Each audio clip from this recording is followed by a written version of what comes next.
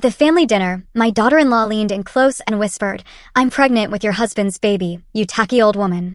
I laughed out loud, then smiled and said, "Don't worry, dear." Weeks later, I gave her a little surprise. One envelope. One DNA test. The results hit the table, and the shrew's face drained of color as her world collapsed. That night, at what should have been a beautiful family dinner, my daughter-in-law leaned close, a venomous smirk on her face, and whispered words that were meant to destroy me. "I'm pregnant with your husband's baby, you tacky old woman." My world tilted. But do you know what I did? I just laughed. And weeks later, I gave her a surprise that shattered her. I'd been married to Cedric for 43 years. 43 years of shared breakfasts, quiet Sunday mornings, the comfortable silence of two people who know each other's rhythms by heart. At 65, I thought I knew everything about my husband, about our son, Judd, and about the life we'd built in our sprawling colonial home. I was so wrong. It was a Tuesday evening in late September when it all began to unravel. The dining room was bathed in the golden light of the chandelier Cedric had bought me for our 20th anniversary. My grandmother's china, the good crystal, all gleaming. It should have been perfect. Just a family dinner with our son and his wife of 3 years, Lilia. Lilia sat across from me. Her blonde hair pulled back in that severe style she always wore, her green eyes sharp, calculating. She was 28, a full 15 years younger than Judd. And from the moment she entered our family, I sensed something predatory about her. The way she watched people, studied them, like she was searching for weaknesses. Tonight, she was practically glowing. Not the soft glow of contentment, but something harder, more triumphant. She kept touching her still flat stomach, drawing attention to herself in that subtle way she'd mastered. Judd, my sweet, trusting Judd, was oblivious as usual.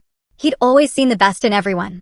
He was cutting his steak with the focused attention he brought to everything, his dark hair falling across his forehead just like it did when he was a boy.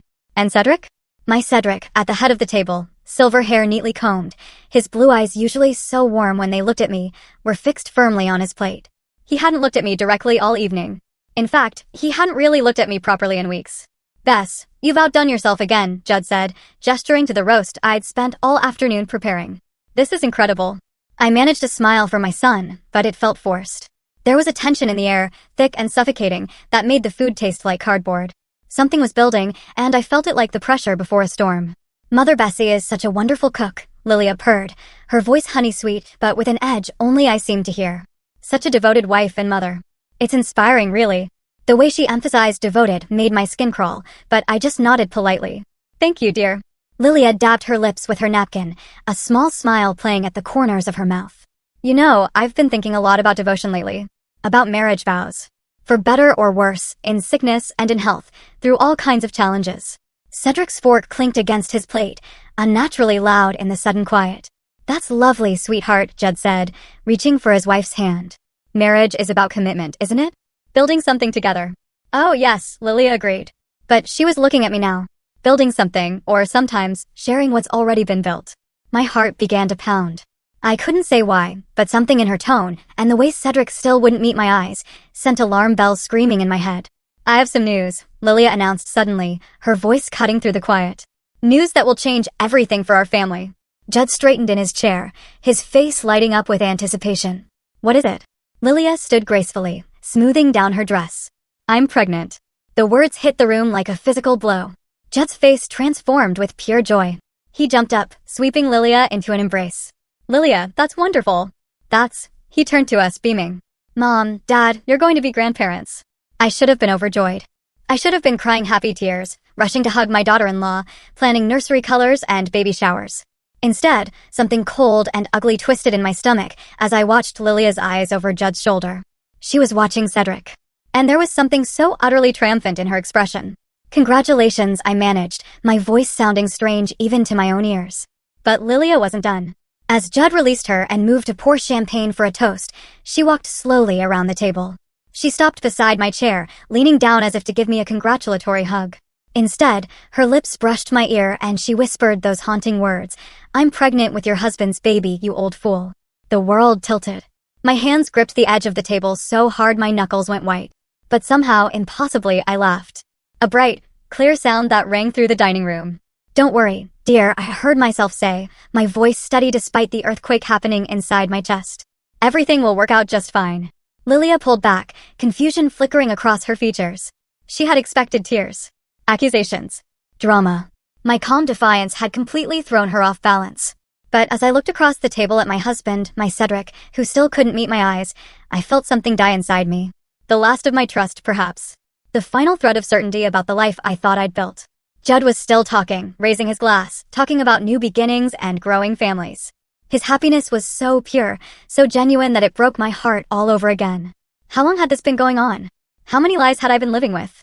I raised my own glass with a steady hand, smiled at my son, and felt my world crumble into dust around me. The rest of dinner passed in a blur. I responded when spoken to, smiled when expected, played the part of the surprised but delighted mother-in-law. But inside, I was screaming.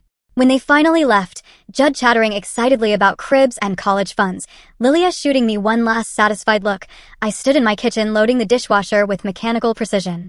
Cedric appeared in the doorway, his shoulders slumped with exhaustion. "Bess," he started, his voice rough. "Not tonight," I said without turning around. "I can't do this tonight." I heard him sigh, heard his footsteps retreat up the stairs to the bedroom we'd shared for over 4 decades. But I couldn't follow him. Not yet. Maybe not ever. Instead, I stood alone in my kitchen, surrounded by the remnants of what had been my last innocent family dinner, and wondered how long I had been living with strangers. Sleep didn't come that night. I lay in our king-sized bed, listening to Cedric's breathing beside me, wondering if the man I had shared my life with was a stranger. Every small sound, the creak of the house settling, the distant hum of the refrigerator, seemed amplified in the darkness. When morning came, I moved through my usual routine like an actress playing a part. Coffee for 2, eggs over easy for Cedric, whole wheat toast cut diagonally. The way he preferred. We sat across from each other at our small breakfast table, the morning sun streaming through the kitchen windows, and I studied his face like I was seeing it for the first time. "Sleep well?" he asked, not looking up from his newspaper. "Fine," I lied. The silence stretched between us, filled with everything we weren't saying. Finally, Cedric folded his paper and stood. "I'll be working in the garden today. The roses need attention before the first frost." Working in the garden. How many times had he said those exact words over the past few months? I watched him walk away, noting the slight stoop to his shoulders that hadn't been there a year ago. At 72, he was still handsome in that distinguished way that had first caught my attention at a church social 45 years ago. But now, I wondered if I had ever really known the man behind that familiar face. After he left, I sat alone with my cooling coffee and let my mind drift back over recent months, searching for clues I had missed. They were there, like pieces of a puzzle I had been too naive to assemble. 3 months ago, Cedric had started showering at odd times. Not just his usual morning routine, but suddenly after working in the yard or before dinner when we weren't going anywhere special. When I asked about it, he said he didn't want to smell like soil and fertilizer. 2 months ago, I had found a credit card statement with charges I didn't recognize. A florist in the next town, a jewelry store I had never heard of. When I asked Cedric about them, he said he was planning surprises for my birthday. My birthday was still 4 months away, but I chose to believe him. 6 weeks ago, Lilia had started dropping by more frequently, always when Judd was at work, always with some excuse about wanting to learn family recipes or asking for advice about marriage. She would stay for hours, and I would often find her and Cedric having quiet conversations that stopped abruptly when I entered the room. "Just talking about the garden," Cedric would say. "Lilia is interested in learning about roses." But Lilia had never shown any interest in gardening before. In fact, she had once complained that dirt under her fingernails made her feel absolutely primitive. Now, sitting in the harsh light of morning after, those conversations took on a different meaning. The way Lilia would touch Cedric's arm while they talked, the way she would laugh at things that weren't particularly funny. The way Cedric's cheeks would flush pink in a way I hadn't seen in years. I had attributed it to my husband being flattered by the attention of a young, beautiful woman. Harmless vanity, I told myself. Natural for a man his age to enjoy feeling appreciated. How naive I had been. The phone rang, jarring me from my dark thoughts. Judd's voice was bright with excitement. "Mom, did you sleep at all last night?" I was too excited to close my eyes. "I'm still processing," I said carefully. "It's wonderful news, sweetheart. Lilia is already making lists.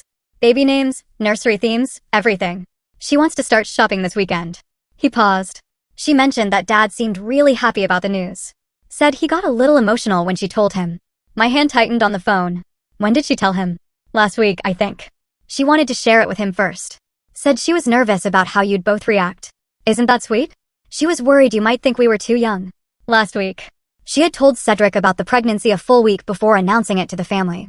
Why would she do that unless Mom? You still there? Yes, I managed. Just thinking about everything we'll need to do to get ready. After I hung up, I sat staring at the phone, pieces of the puzzle clicking into place with sickening clarity. The private conversation. Cedric's strange behavior. Lilia's triumphant expression at dinner. I needed to know the truth, but I couldn't bear to confront Cedric directly. Not yet.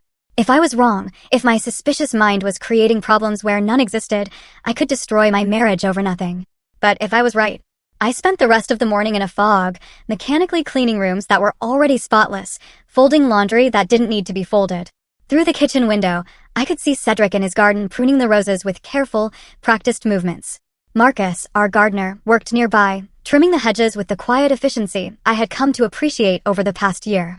Marcus was a gentle soul, maybe 35 or 40, with kind brown eyes and work-roughened hands. He lived in a small apartment above the garage behind the Martinez house next door, taking care of several properties in our neighborhood. Cedric had hired him after our previous gardener retired, and I had grown fond of his polite manner and dedication to making our yard beautiful. Now I watched him work and wondered if he knew. If he had seen things. If the whole neighborhood knew what was happening in my marriage before I did. Around noon, Lilia's silver sedan pulled into our driveway. She emerged wearing a flowing sundress that emphasized her still slender waist, her blonde hair catching the sunlight as she walked toward the garden where Cedric was working. I watched from behind the sheer curtains in our living room as she approached my husband. Their conversation was animated, her hands gesturing, his head nodding. At one point, she placed her hand on his arm. The same gesture I had noticed before, but dismissed as friendliness. Now it looked like something else entirely. When she laughed, throwing her head back in that practiced way of hers, Cedric smiled. Really smiled, in a way I hadn't seen in months. My chest constricted with a pain I didn't know how to name. They talked for maybe 20 minutes before Lilia glanced toward the house. I stepped back from the window, my heart racing with the absurd fear of being caught spying on my own husband. When I looked again, she was gone, her car backing out of the driveway. Cedric remained in the garden, but his movements seemed different now, lighter, like their conversation had lifted some burden from his shoulders. That evening, he was almost cheerful at dinner. He talked about the garden, about plans for next spring, about how excited he was to be a grandfather. He was more animated than he had been in weeks, and I found myself studying his face, searching for signs of guilt or deception. Instead, I saw something that might have been relief. Lilia stopped by today, I said carefully. Yes. Cedric nodded, cutting his pork chop with steady hands. Sweet girl. She's nervous about the pregnancy. Wanted some reassurance. What kind of reassurance? For just a moment, his knife stilled. Oh, first-time mother worries. Whether she'll be good at it, whether the baby will be healthy. Normal concerns. But nothing about Lilia had ever struck me as normal. And I was beginning to suspect that this pregnancy was the least normal thing of all. That night, as Cedric slept beside me, I made a decision. I couldn't live with the uncertainty. Couldn't spend the rest of my life wondering if every smile was a lie, every kiss a betrayal. I was going to find out the truth, no matter how much it hurt, because living with lies was worse than living with painful reality. The next morning, I would begin my investigation in earnest. My investigation began with Cedric's study. Wednesday morning, after he left for his weekly doctor's appointment, I climbed the stairs to the room that had been his sanctuary for as long as we'd lived in this house. The heavy oak door creaked as I pushed it open, and I felt like an intruder in my own home. Cedric's study was exactly as he'd left it. Papers neatly stacked, books arranged by subject. His old leather chair positioned just so to catch the morning light. The room smelled of his aftershave and the faint mustiness of old books. I had always respected his privacy, rarely entering without invitation. Now I wondered what that courtesy had cost me. I started with his desk, my hands trembling slightly as I opened the top drawer. Pens, paper clips, business cards from doctors and contractors. Nothing unusual. The second drawer held bills and correspondence, all seemingly innocent. But in the bottom drawer, beneath a stack of gardening magazines, I found something that made my breath catch. Bank statements. Not our joint account, but a separate checking account I didn't know existed. The statements went back 6 months. And as I scanned the entries, my confusion deepened. Large deposits, $5, 000, $8,000, $12,000, appearing seemingly at random. And withdrawals, always in cash, always in round numbers, $2, 000, $3,500, $7,000. Where was this money coming from? And where was it going? I photographed the statements with my phone, my hands shaking so badly I had to take several shots to get clear images. Then I carefully returned everything to its place and closed the drawer. But I couldn't shake the feeling that I was missing something crucial. The sound of a car in the driveway sent me scurrying to the window. Not Cedric's sedan, but Lilia's silver car. I watched her emerge, wearing jeans and a fitted sweater that showed off her figure, and head not toward the front door, but around the side of the house toward the back garden. This was my chance. I slipped downstairs and positioned myself where I could see the garden through the kitchen window. Lilia was walking toward Marcus, who was raking leaves near the old oak tree. They began talking, their body language suggesting a familiarity that surprised me. I hadn't realized they knew each other well. Their conversation was brief but intense. Marcus kept shaking his head while Lilia seemed to be insisting on something. At one point, she reached into her purse and pulled out what looked like an envelope. Marcus looked around nervously before taking it and shoving it into his jacket pocket. Money. She was giving him money. But why would Lilia be paying our gardener? Cedric handled all the household expenses, including Marcus's wages. Before I could process this fully, another car pulled into the driveway. Judd's blue Honda. I watched my son get out and wave to his wife, who immediately broke away from Marcus and hurried toward him with a bright smile. Surprise! I heard her call out as she threw her arms around him. I was hoping to catch you for lunch. Judd laughed, spinning her around. What are you doing here, beautiful? I wanted to check on the garden with Marcus, she said smoothly. You know how I've been wanting to learn more about plants since we found out about the baby. It was perfectly reasonable. Perfectly innocent. But I had seen the envelope. Seen Marcus's nervous glances. This wasn't about gardening. As they walked toward the house, I quickly moved to the living room and pretended to be reading a magazine. They came through the front door, Judd's arm around his wife's waist, both of them glowing with happiness. Mom, Judd called out. Look who I found plotting with our gardener. Plotting? I tried to keep my voice light. Lilia laughed. That tinkling sound that always seemed slightly forced. I was asking Marcus about what flowers would be best for a baby's room. I thought maybe we could plant a little garden for our son or daughter. Our son or daughter. But the baby wasn't Judd's, was it? The baby was. That's lovely, I heard myself say. Marcus is very knowledgeable. He is, Lilia agreed. Her eyes met mine with something that might have been a challenge. He's been so helpful. So understanding. There was something in the way she said understanding that made my skin crawl. Like it meant something more than the obvious. They stayed for lunch, Judd chattering excitedly about baby preparations while Lilia sat quiet and watchful. Every few minutes her gaze would drift toward the window that looked out on the garden where Marcus was still working. She seemed nervous, distracted. Not like the confident woman who had dropped her bombshell at dinner 2 nights ago. Everything okay, sweetheart? Judd asked, noticing his wife's distraction. Just tired, she said quickly. Pregnancy hormones, you know. But I was studying her face, and tired wasn't what I saw. I saw calculation. Worry. The expression of someone whose carefully laid plans might be going awry. After they left, I watched Marcus work for another hour. He seemed agitated, glancing frequently toward the house, toward the street, toward his truck parked at the curb. Whatever Lilia had given him in that envelope, it had disturbed him. That evening, when Cedric came home from his appointment, he seemed distracted. He barely touched his dinner, pushing food around his plate while staring off into space. Everything okay? I asked, echoing Judd's earlier question. Fine, he said automatically. Just thinking about the garden. Might need to replant the rose bed next spring. But he wasn't thinking about roses. His mind was clearly elsewhere and the lines around his eyes seemed deeper than they had that morning. The phone rang just as we were clearing the dinner dishes. Cedric answered and I watched his face go pale as he listened. Yes, he said quietly. Yes, I understand. Tomorrow evening. I'll be there. He hung up and stood for a moment, his hand still on the phone. Who is that? I asked. No one important, he said, but his voice was strained. I need to run an errand tomorrow after dinner. An errand at night? After 43 years of marriage, my husband had never been one for mysterious evening errands. The next evening, Thursday, I watched from our bedroom window as Cedric backed out of the driveway at 7:30. He'd been quiet all day, distracted and jumpy. When I asked where he was going, he mumbled something about meeting someone about garden supplies. Garden centers weren't open at 7:30 in the evening. 20 minutes after he left, I heard voices in our backyard. Peering through the curtains, I saw Lilia and Marcus standing near the garden shed, their conversation urgent and heated. Even from a distance, I could see that Marcus was upset, gesticulating wildly while Lilia stood with her arms crossed. I couldn't hear what they were saying, but their body language told a story of conflict, of disagreement about something serious. At one point, Marcus threw his hands up in apparent frustration and started walking toward his truck. Lilia followed him, grabbing his arm. They argued for another few minutes before Marcus shook his head one final time and got in his truck. As he drove away, Lilia stood alone in my backyard, her face illuminated by the security light, looking nothing like the sweet, innocent young woman my son had married. She looked calculating, desperate, dangerous. When Cedric returned an hour later, he was even more withdrawn than before. He went straight to his study and closed the door. I could hear him making phone calls, his voice low and urgent, but I couldn't make out the words. I lay awake. That night, staring at the ceiling, trying to piece together what I had witnessed. The secret bank account. The envelope of money Lilia had given Marcus. The mysterious phone call and Cedric's evening errand. The heated argument between Lilia and Marcus. None of it made sense if this was simply about an affair.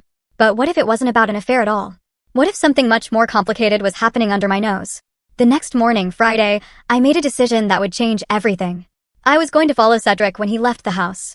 I was going to find out where these mysterious errands were taking him. But first, I was going to search Judd's old room, the room where Lilia sometimes stayed when she visited during the day, because I was beginning to suspect that my daughter-in-law's secrets went far deeper than pregnancy and adultery. And I was right. Friday morning arrived, gray and drizzling, matching my mood perfectly.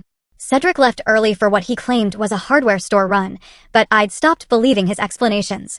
After his car disappeared down our tree-lined street, I climbed the stairs to Judd's old room with a sense of purpose I hadn't felt in days. The room had been redecorated when Judd moved out, transformed from teenage chaos into a pristine guest room with pale blue walls and white furniture. But Lilia had made it her own in small ways during her frequent visits. A silk scarf draped over the dresser mirror. Expensive lotion on the nightstand. A stack of magazines on the window seat.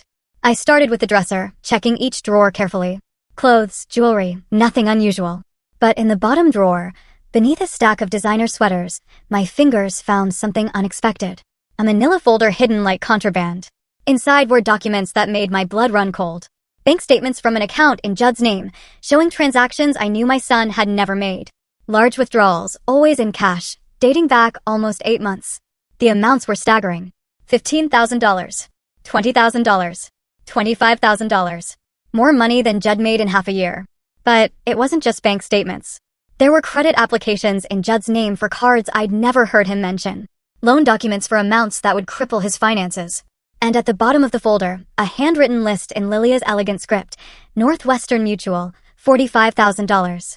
Chase Credit Line, $30,000. Personal Loan, M. Santos, $18,000.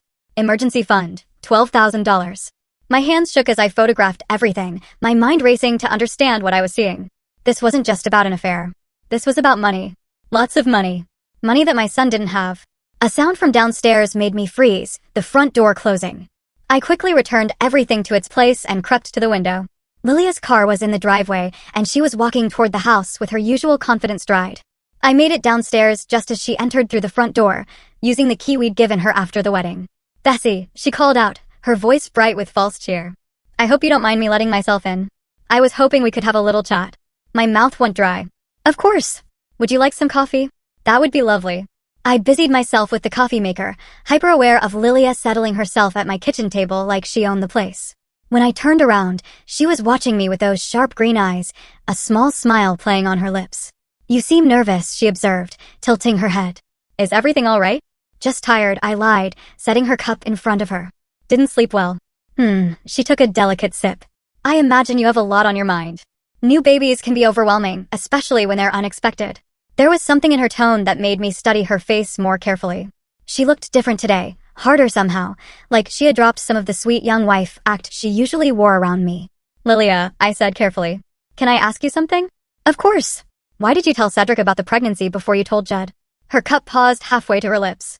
For just a moment, something flickered across her face. Surprise, maybe, or calculation. Then the smile returned. "I was nervous," she said smoothly.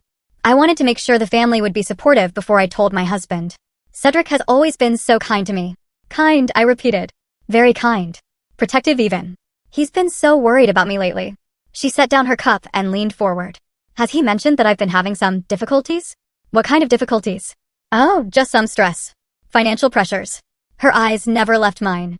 "You know how it is when you're young and trying to establish yourself. Sometimes you make choices that seemed reasonable at the time, but become complicated later." I felt like I was walking through a minefield. "What kind of choices?" Lilia laughed, but there was no warmth in it. "The kind that require understanding family members. The kind that require discretion." She paused, studying my face. "The kind that your husband has been so helpful with." My chest tightened. "I don't understand." "Don't you?" She stood up, moving to the window that looked out on the garden. "Cedric is such a good man, such a devoted father. He'd do anything to protect his family, wouldn't he? Even if it meant sacrificing his own reputation." The words hung in the air like poison. I stared at her back, at the casual way she surveyed my garden like she was evaluating real estate. "What are you saying?" I whispered. She turned around and the mask was completely gone. Now, what I saw in her face was cold calculation, the expression of someone who held all the cards and knew it. I'm saying that some secrets are more valuable than others, Bessie. And some people will pay dearly to keep those secrets buried. Before I could respond, the sound of voices outside caught our attention. Through the window, I could see Cedric and Marcus having what looked like an intense conversation near the tool shed. Cedric was gesturing emphatically while Marcus kept shaking his head. Lilia's face changed, a flash of something that might have been panic crossing her features. "Excuse me," she said quickly, heading for the back door. "I need to speak with them." I followed her outside, staying close enough to hear, but trying to appear casual. The conversation stopped abruptly when Lilia approached, but the tension in the air was thick enough to cut. "Is everything all right?" Lilia asked, but her voice was sharp with warning. Marcus looked between Cedric and Lilia, his face troubled. "I can't keep doing this," he said quietly. "This isn't right. Judd's a good man. He doesn't deserve Marcus." Lilia's voice was ice cold. "We've discussed this." "You've discussed what?" I asked, stepping closer. The three of them turned to look at me, and I saw guilt written across all their faces, though in very different ways. Marcus looked sick with remorse. Lilia looked angry at being interrupted. And Cedric. Cedric looked like a man who had been carrying a terrible burden for too long. "Bess," he said, his voice strained. "You shouldn't be out here." "In my own backyard?" I kept my voice steady despite the chaos in my chest. "What exactly have you all discussed that I shouldn't hear?" Silence stretched between us, filled only by the sound of rain pattering on the leaves above our heads. Finally, Marcus spoke. "I can't do this anymore," he said, looking directly at me. "Mrs." She was wondering if I'd found anything, if I'd seen something I shouldn't have. "How are you feeling?" I asked, turning to face her. "With the pregnancy, I mean." "Fine," she said carefully. "A little tired. The doctor says everything looks normal." "That's good. When is your next appointment?" "Next week." She paused. "Judd's coming with me. He's so excited to see the ultrasound." My heart broke for my son. His joy was so pure, so genuine, and it was all built on lies. "Lilia," I said softly, "isn't there anything you want to tell me?" For just a moment, her mask slipped. I saw uncertainty there. Maybe even a flicker of guilt. But then the cold calculation returned. Like what? The truth. We stared at each other in that small bathroom. Two women who both knew far more than we were saying. Finally, Lilia smiled. That sharp, predatory smile I was learning to hate. The truth is subjective, isn't it, Bessie? There's what happened, and there's what people believe happened. And sometimes what people believe is more important than facts. She moved past me toward the door, then paused. "By the way," she said, her voice casual, "I seem to have dropped something from my purse. You haven't seen anything, have you?" My hand moved instinctively to my pocket, where the DNA test results crinkled softly against my fingers. "No," I said steadily. "Nothing at all." She studied my face for a long moment, then nodded. "I'm sure it will turn up," she said. "Important things always do." After she left, I sat in that bathroom for a long time, holding the paper that could change everything. I could show it to Judd right now, expose Lilia's lies, free Cedric from her blackmail. But I knew it wasn't that simple. Judd would be devastated, not just about the affair that wasn't really an affair, but about his gambling addiction being exposed, about the debt that had made him vulnerable to Lilia's manipulation in the first place. He might never recover from the shame. And Marcus, poor Marcus, who had been as much a victim as any of us, would be dragged back into this mess, forced to face the consequences of a moment of weakness. But as I sat there thinking about Cedric's haunted eyes and Judd's innocent excitement about becoming a father, I realized that the truth had to come out. Not all at once, maybe.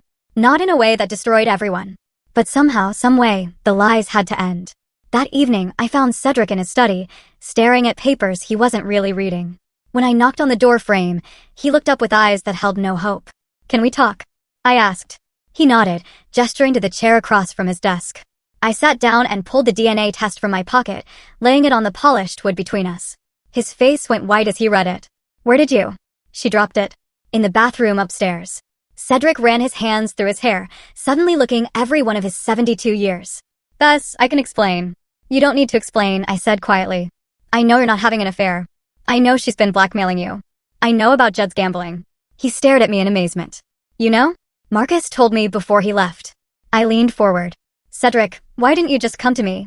Why didn't you trust me with the truth?" His eyes filled with tears, the first time I'd seen my husband cry in 20 years. "Because I couldn't bear to see you look at Judd the way you looked at your father," he whispered. The words hit me like a physical blow. My own father had been a gambler too. Had lost our family home when I was 16. The shame and disappointment had colored my entire youth, and Cedric knew how deeply those scars ran. "You thought I would blame him?" "I thought it would break your heart." And I thought I could handle it. Pay off his debts quietly. Get him help. Make it go away before you ever had to know. But Lilia found out. He nodded miserably. She encouraged it. Got him deeper in debt than he could ever repay on his own, then offered to help. If I played along with her story about the affair, why? What does she get out of it? Time, he said simply. Time to establish herself in our family. Time to make herself indispensable. And a cover story for when the baby comes and doesn't look like Judd. I looked down at the DNA test again. She was going to blame you eventually. Yes. Make it look like I seduced her, forced her into the affair. Paint herself as the victim. He laughed bitterly. She's very clever, Lilia. But not clever enough, I said, holding up the paper. She made a mistake. Cedric looked at me with something that might have been hope. What are you thinking? I stood up, smoothing down my skirt, feeling more determined than I had in weeks. I'm thinking it's time for a family dinner, I said. And this time, I'm going to be the one with surprises. The look of relief and admiration on my husband's face made 43 years of marriage feel worth fighting for. I spent 3 days planning that dinner with the precision of a military strategist. Every detail had to be perfect. The timing, the setting, the revelation that would finally free my family from Lilia's web of lies. Thursday evening, I called Judd and invited them for Sunday dinner. Just family, I said, making sure my voice carried the warmth of a grandmother-to-be. I want to celebrate the baby properly this time. Judd was delighted. That's wonderful, Mom. Lilia has been worried that you were upset about something. This will mean the world to her. If only he knew. I spent Saturday cooking all of Judd's favorite foods. Pot roast with vegetables, homemade bread, apple pie from my grandmother's recipe. The house filled with a rich sense of comfort and tradition of Sunday dinners from his childhood when life was simpler and our biggest worry was whether he'd finish his homework. Cedric watched me work with a mixture of admiration and anxiety. We had talked late into the night after I found the DNA test, planning how to handle the revelation. He wanted to confront Lilia directly, but I convinced him that a more subtle approach would be better. She thrives on drama, I told him. She expects tears and accusations. We're going to give her something she won't know how to handle. Quiet dignity and irrefutable proof. On Sunday afternoon, I set the table with my best china, the wedding set that had been carefully preserved for special occasions. The irony wasn't lost on me, using these symbols of marital commitment to expose the ultimate betrayal of marriage vows. Lilia arrived wearing a flowing dress that emphasized her pregnancy, her hand resting protectively on her still small bump. She looked radiant, glowing with the satisfaction of a woman who believed she held all the power. Bessie, she exclaimed, kissing my cheek with apparent affection. Everything smells wonderful. You've gone to so much trouble. No trouble at all, I said smoothly. Family is worth every effort. Judd beamed, pulling out his wife's chair with a gallant attention he'd learned from his father. Isn't Mom amazing? She could open her own restaurant. Absolutely, Lilia agreed. But her eyes were watchful, studying my face for signs of the tension that had marked our recent interactions. She was puzzled by my apparent good mood, uncertain whether to be relieved or suspicious. We made small talk through the appetizers. Lilia describing her latest pregnancy symptoms, Judd sharing news from his work, Cedric asking gentle questions about the baby's due date. To anyone watching, we looked like a perfectly normal family celebrating new life. But I was watching Lilia carefully, noting how she deflected certain questions, how her hand moved to her stomach whenever the conversation turned to specifics about the pregnancy. She was performing the role of expectant mother, but there was something calculated about it, like she was remembering lines from a script. You know, I said casually as I served the main course. I've been thinking about family history lately. About genetics. Lilia's fork paused halfway to her mouth. Genetics? It's fascinating how traits get passed down through generations. Eye color, hair texture, facial features. I smiled at Judd. You have your father's eyes, but my stubborn chin. Judd laughed. Thanks for that, Mom. I wonder what the baby will look like, I continued, my voice conversational. Will he have Judd's dark hair or your blonde, Lilia? Will he be tall like the Holloway men or petite like you? It's impossible to predict, Lilia said carefully. Genetics can be surprising. Oh, but modern science is so advanced now, I said, taking a sip of wine. They can tell you so much about a baby even before birth. DNA testing. Paternity confirmation. It's really quite remarkable. The word paternity hung in the air like a bomb waiting to explode. Lilia went very still, her face carefully blank. Cedric set down his fork, recognizing that we had reached the crucial moment. DNA testing? Judd asked, oblivious to the tension crackling around him. You mean like those ancestry kits? Among other things, I said. They can also determine parentage with almost perfect accuracy. Very useful when there are questions about family relationships. Lilia's breathing had become shallow, but she maintained her composure. What an odd topic for dinner conversation, isn't it? I tilted my head. I think it's quite relevant, actually. I stood up and walked to the sideboard where I had placed a manila envelope before dinner. My hands were steady as I returned to the table, though my heart was pounding so hard I was sure everyone could hear it. "Lilia, dear," I said, my voice gentle but implacable. "I believe you dropped something in my bathroom last week." Her face went white as I placed the DNA test results in front of her. The paper seemed to glow under the chandelier light, its clinical language spelling out the truth in stark black and white. Judd frowned, reaching for the document. "What is this?" "Don't," Lilia whispered. But it was too late. I watched my son's face as he read, saw confusion give way to understanding, then to devastation. The silence stretched between us, heavy with the weight of shattered illusions. "I don't understand," Judd said finally, his voice barely audible. "Marcus Santos? Who is Marcus Santos?" "Our former gardener," Cedric said quietly. Judd looked up at his wife, his eyes pleading for an explanation that would make this nightmare make sense. "Lilia." She sat frozen, trapped between denial and confession, her carefully constructed world crumbling around her. "The baby isn't your son," I said gently. "It never was." What followed was the most painful hour of my life. Judd's face crumpled as the truth sank in. Not just about the baby, but about everything. The gambling debts that had made him vulnerable. The manipulation that had trapped him in Lilia's web. The way his shame about his addiction had been used against him.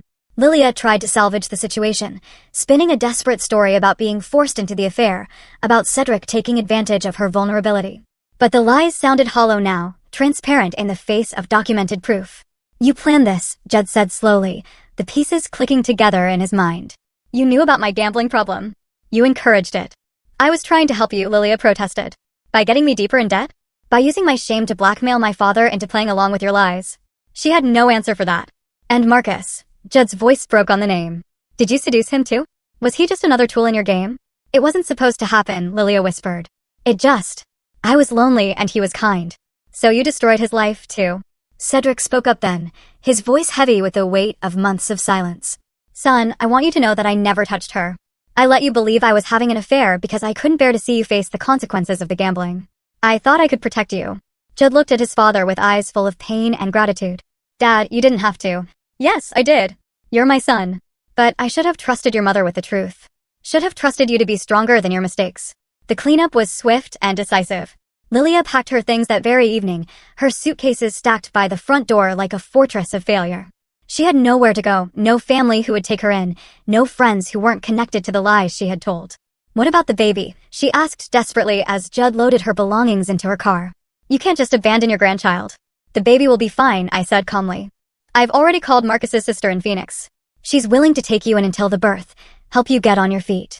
Lilia stared at me in amazement. "You arranged for me to go to Phoenix?" "I arranged for you to have a chance to start over," I corrected. "To raise your child, honestly, without lies or manipulation. What you do with that chance is up to you." As her car disappeared down our street, I felt no triumph, no satisfaction, only sadness for the pain that had been caused and relief that the lies were finally over. 6 months later, I received a photo in the mail. A baby boy with dark hair and Marcus's gentle eyes.